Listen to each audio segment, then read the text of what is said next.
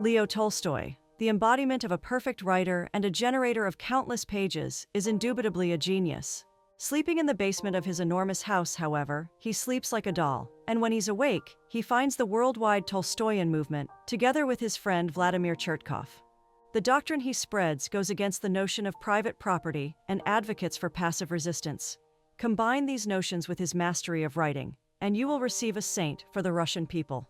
The story begins with a conversation between a young man named Valentin and Chertkov, the head of Tolstoyan headquarters in Moscow.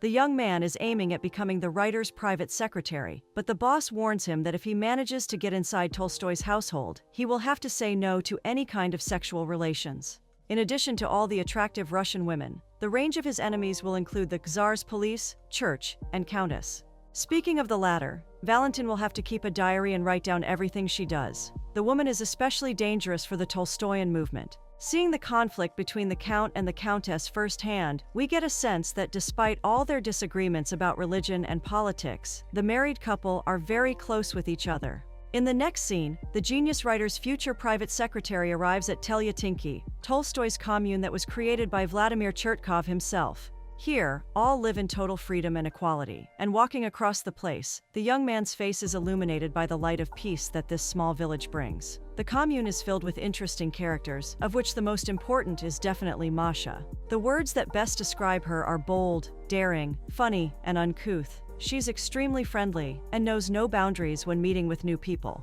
Perhaps this is why Valentin sneezed during his first conversation with her. He always sneezes when nervous, especially when he comes face to face with beautiful women such as Masha. The girl acts in an unusual way with the man who's still in bed, and clearly, her free attitude causes a great deal of distress in Valentin, who aims at becoming a stoic person, especially when it comes to women. After meeting with Sasha, Valentin crosses a dense forest with a bright face and awe in his eyes until he finally arrives at Tolstoy's household. Seeing nobody around, he simply wanders inside the house and runs into the genius writer's daughter, who advises him strictly to wait for the writer in the library upstairs. Everything is supreme around the house, and naturally, the old man awaits an image of a count and saint, encompassed with royal light. What he gets, however, is something completely different. When Tolstoy appears in front of him, Valentin sees an ordinary Russian old man, dressed like a peasant. Sneezes come as the genius embraces him like an old friend, and tears follow as Lev Tolstoy himself asks this young nobody about his work. Leo is truly a unique kind of human being. Working on a manifesto against the government and a novel about love at the same time, he still finds it in himself to get interested in the works of others. Together, Valentin and Lev will have a lot to do, so first, the young man should dry his tears of excitement and awe and get some rest. An interesting scene unfolds later that day, when everybody sits down in the courtyard for lunch. Here, political discussion about the corruptive powers of wealth grows into a heated argument. A man named Dushan scribbles down all the owls that are thrown across the table, and Valentin holds on with everything that he's got not to sneeze as the Count and Countess spar against each other. The disagreement ends in shouting, but the moment itself ends with a dance over the music of the gramophone. Apart from their differences when it comes to politics and religion, Lev and his wife share a deep love for each other. Later that day, Tolstoy's daughter shares with Valentin that the Countess wishes for the old Tolstoy back. The writer's latest devotion to spiritual life, coupled with his embrace of the roles of a prophet and a revolutionary leader, offends her. That night, she shared some of her thoughts with Valentin. Drinking tea in the most royal fashion possible, she tries to bring the young man over to her side. Valentin is powerless against the woman, of course. Holding a sneeze inside his nose, he listens to her as she remembers the old times when she would edit her husband's most important work. Back then, she was important, but now the old man has grown distant, and Sofia has no business with his work anymore. All of this would be okay, however, if the old man didn't speak about giving away his children's inheritance. He's a pompous, sleeve-loving fool, and a stupid man who thinks he's a spiritual and political leader. Yes, it is clearly apparent that Sofia loves her husband to the grave. Looking at Valentin in the face, she gives him an objective to write down everything he sees around Tolstoy's commune. Obviously, she's giving him the order to become a spy, and there is nothing Valentin can do to avoid that role. Getting to the commune in the next scene, he decides to give Masha a hand by chopping down firewood with her. It is clear right away that the girl will have to give him a hand instead. Wielding his axe in a comically clumsy way, he listens as the girl starts talking about her sexual past. Here, the conflict between Masha and Valentin is first shown. It is clear that the man disapproves of her attitude towards intimacy and sexual intercourse. On the other hand, Masha hates the young man's rigidity and his shackled lifestyle. Comically enough, Valentin's Tolstoyan and strict attitude towards sex is funny, even for the old genius himself. Jokes aside, Lev is interested in what Valentin honestly thinks about the meaning of the most intimate psychological contact. But unfortunately, the young man is so drowned by the old man's doctrine that there is no space for his unquestioned ideas in his mind. Let's just hope that Masha will take care of it. That day, Chertkov arrives at Tolstoy's residence after being under house arrest for a long time. Tension in the air rises as enemies appear under one roof. Both Chertkov and Sofia will now try to go face to face with each other. Naturally, the first person Chertkov tries to influence is Valentin. Despite his objective, he hasn't written anything important about the Countess so far. He must understand the importance of neutralizing that woman. She is the biggest threat to the Tolstoyan movement. Chertkov is truly a talented political schemer. Speaking of politics, Sofia continued to work on her husband the next morning. Both are sitting on a patio, overlooking a sunlit meadow. Peace and quiet are reigning over the atmosphere, but it is clear that Sofia is planning to plant a seed of mistrust and conflict in her husband's mind. Chuckling artificially, she tells Lev that she heard peasants laughing about his affection for Chertkov. The argument starts out as a mellow morning disagreement filled with flung words, but soon it becomes something else. As the new will is mentioned, the tone of their argument changes. Tolstoy is accused of being used and manipulated by an ordinary, obese political schemer, and naturally, the man no longer has any intention to have a conversation about it. Getting upset, he says that there is no new will, but as he tries to get away from his wife, he fails to promise that there will never be such a thing in the future. It is clear that he wants to give away everything he owns to the Russian people, but to have an argument about it now is beyond his powers.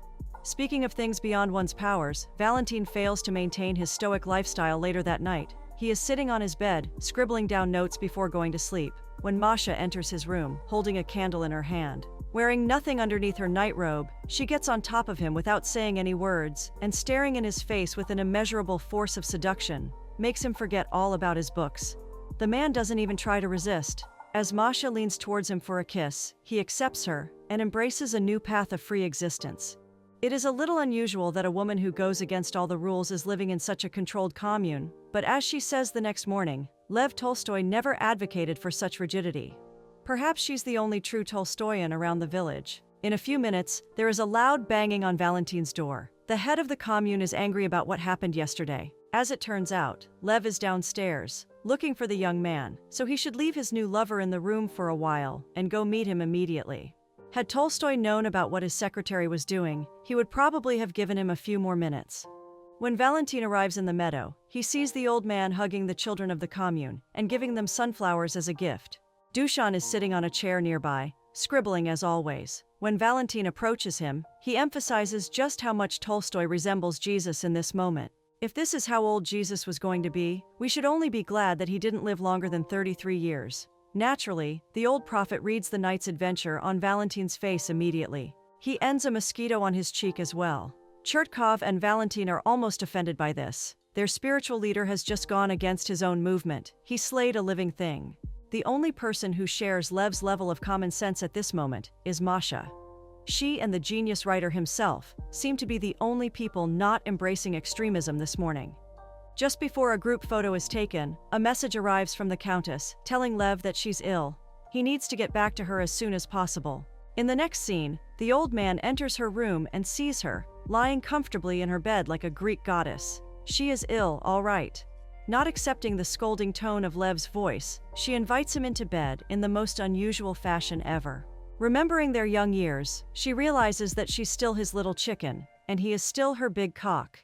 This is a completely different method of seduction. The woman crows in bed and makes Lev launder uncontrollably. She wants him to love her as she is. She wants old Lev back, and as it seems, the cry of a rooster truly works for this objective very well. Soon, the entire house will be filled with their cheerful laughter. Meanwhile, Masha sees Valentin as he sits down to write in his diary. Throughout the entire day, he's been avoiding her, and naturally, this makes the girl upset. The mind that is no longer affected by irresistible passion seems to be enveloped in layers of ideas and rules once more, and Masha would give anything to just tear it away from the young man. The next morning, a political battle takes place between the Countess and Chertkov at Telyatinki. Sofia herself pays the sly man a visit and asks for an opportunity to review Lev's new will. Lying that the old man has agreed to this, she says that, if given the chance, she will embrace Chertkov as her friend. As we know, none of this is true. Lev hasn't even admitted the existence of the new will, but the woman has been too smart to believe it. Unfortunately for her, Chertkov is too smart to believe her as well. He needs to speak with the old prophet himself to give out such information to Sofia. The only thing he can promise now is to discuss this with the genius writer the first chance he gets. Before exiting the dormitory, Sofia shoots a glance of enmity at everyone but Valentin. The young man is the only man she considers a friend in this lot, and naturally, Chertkov and his secretary are worried about the young man as well. It is no wonder that they are worried. Valentin's face is illuminated with love. It is as clear as day for the Countess that Masha isn't an ordinary friend of the young man. As Valentin admits in the next scene, he is in love, and the very concept of being totally fulfilled by this enormous feeling is alien to those who call themselves disciples of Lev Tolstoy. In the next scene, Valentin sneaks up on Masha from behind. The girl is collecting water by the stream when she feels a pair of strong hands around her waist. After the initial fear response, she sees the young man as he laughs uncontrollably in front of her. You can't say that he's in a great mood. It would be more prescient to say that the enormous love has brought him to a condition close to mania. Seeing the reaction he was not expecting, Valentin is startled too. In order to turn the situation around, he confesses his love to her, but at first, the young woman says nothing. Her response was silence. Filling up a bucket, she sets foot on a trail going uphill, when suddenly she hears Valentin call her name as loudly as his lungs allow it. Throughout his life, he has committed an act of copulation in his mind many times, but it was nothing like it was with her. Hearing those words, a meaningful smile appears on Masha's face as well. If it is so, then she will be waiting for him tonight. Love and be loved. That's the only reality there is in the world. Now that Valentin's love is answered, he can say those words and feel them resonate with him. This time, he isn't reciting Tolstoy's words like a parrot. Now he can truly feel them. The next morning, a secret meeting is held between Lev, his daughter, Chertkov, and Dushan. The young man, Valentin, is there as well, marking every word that is said. Another person who's also eager to attend this important occasion is, of course, the Countess, but as it happens, she is the only one who is not invited to join in. The reason for that, of course, is the fact that she is the main subject of the meeting itself. Unfortunately, Chertkov seems to have increased his push on the old man. Sensing danger from Sofia, he tries to assure the old man that his wife has become extremely unreasonable. Gradually, Chertkov and the others put more and more effort into planting a seed of mistrust in Tolstoy's heart, and unfortunately, the old man's resistance against this is quite low. Peeking at the scene, Sofia sees her husband and feels a toxic, mind-fogging amount of bitterness in her heart. She has spent her entire life with him, and now she sees him as not protecting her dignity. She should scream his lungs out and shout at the sly deceivers to get out of his house, but instead, he lets everybody stomp over the name of his wife. At some point, the anger takes control of Sofia's mind and body, and so a chaotic situation unfolds. Her arrival at the secret meeting is loud and surprising. Filled with shouting and scandal, it takes a great toll on Tolstoy's old heart, so very soon he feels a terrible pain in his chest area. This is why he barely manages to take part in the fight that unfolds in front of him. After Sofia's rage is expressed, he is taken away. Now that he and the others are gone, the Countess is left alone with her rival. There is no reason to hide the hatred now. Sofia knows perfectly well that Chertkov is trying to manipulate the old man into handing over his entire property. Later that night, silence falls over the house, but this is the kind of silence that envelops the atmosphere just before a storm. Valentin and Sofia are dining together, talking about an opera that tells the tale of a woman abandoned by her husband when Tolstoy enters the room. Watching his face, it is obvious that very soon, another conflict will explode. Emphasizing that their marriage has become unbearable, he points out his intention to leave this house. Naturally, a loud sneeze stops the argument for a while, and Valentin tries to get out, but both Sofia and Lev order him to stay. The Countess tries to make the situation sound as if they are just participating in a simple marital fight, but Tolstoy seems to be quite serious. As he adds, Dushan seems to have said to him that Sofia is slowly murdering him. This is the last drop for the Countess. So far, she has been keeping herself together, but now all hell is broken loose. She has devoted her life to this man, and now he is giving up on her. Cutlery is shattered, plates are thrown around, and hearts are filled with unendurable pain. The married couple seems to be quite old for such fights. Unfortunately, there will definitely be no crowing tonight. Affected by this scene, Valentin gets back to the commune, all drowning in thought. Being under a spell of love, he has seen firsthand what this enormous feeling can lead to. Great loves become ordinary marriages, and pure feelings are stained with toxicity. Sharing this with Masha, he has no idea that a huge dilemma is about to be thrown in his face. As it turns out, Chertkov told Masha today to get back to Moscow and continue working for the movement there. Valentin is enraged, but what calms his fury is Masha, who admits that she wants to go. This movement isn't what she expected. It is not connected with Tolstoy's ideas at all, and she prefers to get out of this community for good. Of course, she wants Valentin to go with her too. To be in his position was all he ever wanted. Unfortunately, after much thought, the young man says no. Sadly enough, their love is over. The next afternoon, as Sofya's condition is still alarming, Lev signs his new will, by which he gives out all the copyright to his work to the Russian people. Valentin knows that this will ruin Sofya, so a question naturally arises in his mind. Does the old man still love his wife? Answering this question, Tolstoy remembers the moment he first met Sofya during his private conversation with Valentin earlier that day. Recalling the abrupt, almost telepathic connection, he can feel the happiness he once felt. After a night of feverish writing, Valentin changes his initial decision to keep whistling for the movement. His place is with Masha, and he will go to her tomorrow. After having his last conversation with the master manipulator himself, he goes to speak with Lev about his decision too. Before going to him, the Count has yet another disagreement with Sofya, but this time, the argument doesn't grow into a huge fight. This time, something else happens. As the old man leaves, Sofya grabs his diary and reads something that was not meant for her eyes. Naturally, there will be no meeting held between the Count and his secretary this afternoon. Just at the moment when Tolstoy sees the gloom on Valentin's face, he hears gunshots coming from the basement. Rushing towards the sound, the two men encounter the Countess, shooting bullet after bullet towards Chertkov's picture. She feels abandoned and forgotten. Like an unimportant nobody, she's sacrificed for nothing. As always, Valentin is there when her feelings are expressed. Lev wants him to stay here tonight. When the sun is set and silence falls over the house, Valentin is woken up by Lev's daughter. As it turns out, the old man has made an extremely dramatic choice. He is leaving the house and he needs a hand in packing up. In a few minutes, everything is ready for his departure. Valentin wishes that he would change his mind. Lev even goes back for a moment to take one last good look at the life that's already behind him, but unfortunately, he has no desire to change his mind. Handing his secretary a letter to Sofya, he embraces his daughter and gets inside a carriage with a smile on his face. The way he ascends the carriage makes it obvious that his old body will surely be a great traveling partner for his mind, which wants to be free.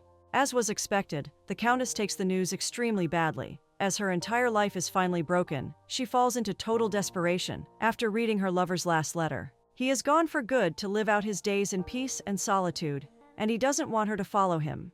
Affected by this enormous news, Sofya runs outside in search of her end and throws herself in a pond. Once she's taken out and revived, however, a light appears in her eyes. She wants to go after him. Before doing that, however, she should definitely get some rest. Once silence falls over the house once more, the daughter of the family receives a letter from Lev as well. With it, the old man informs her of his whereabouts and asks her to join him. Thank you so much for the complete solitude. Valentin then receives two conflicting objectives. By choosing one of them, he should either stay in Lev's house to look after Sofya, or, at the latter's request, go in search of Lev and force him to agree to a meeting with his wife. Sofya needs to talk to him, and he promises that she won't create a scene. In the next scene, we see that the young man has chosen the second option. Traveling by train together with the genius writer himself, he spectates as he gradually becomes more and more ill. If he tells Sofya about Tolstoy's location now, he will betray the writer's trust, but seeing his condition, he is forced to make his decision according to the context of the situation, rather than the notion of morality. That night he sends Sofya a telegram, and shares Lev's whereabouts with her.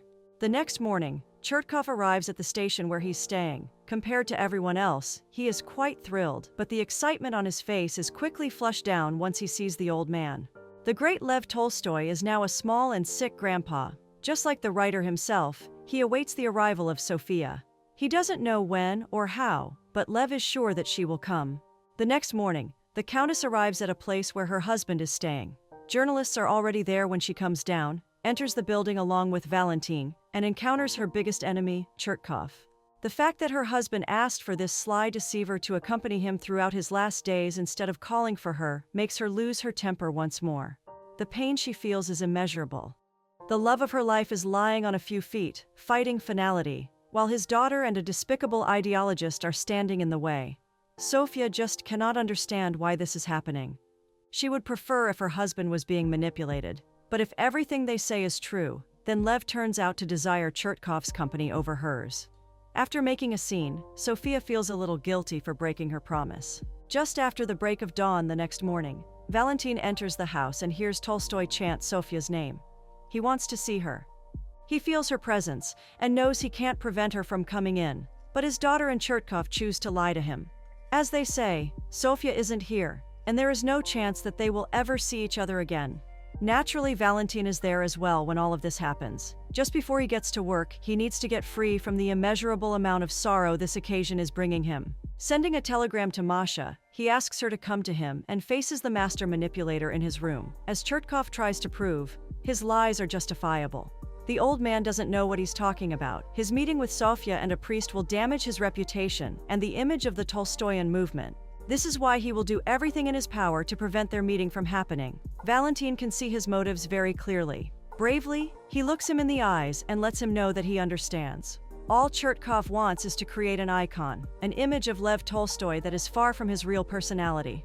This image is supposed to be fuel for the movement that he's leading. So naturally, he is determined to keep it safe. He needs Lev to be a saint, a spotless stoic who loves humanity more than his wife, but the reality is quite different from this. Lev wants to see Sofia, and Valentin will do everything to make that meeting possible. Late that night, when a priest sleeps like a doll in Sofia's train, she captures a glimpse of Valentin being called inside Tolstoy's room in a rush. The woman cannot, but we follow the young man inside and see the old man in a terrible condition. It is extremely obvious now that, in a few minutes, Lev Tolstoy will be deceased. The daughter cannot stand this anymore. Asking permission from Valentin, she exits the room in a rush and calls her mother to come in. Sofia dashes towards him immediately after setting foot inside the room. Embracing him, she fails to control herself at first, but soon she manages to collect her emotions and starts talking to the love of her life. Lev is in no condition to answer her words, but that isn't important. The woman knows that he can hear her, and she knows what he would answer to. The couple is so close that there is no need for a reciprocal dialogue. The love between them will never fade, and Lev will never leave her again.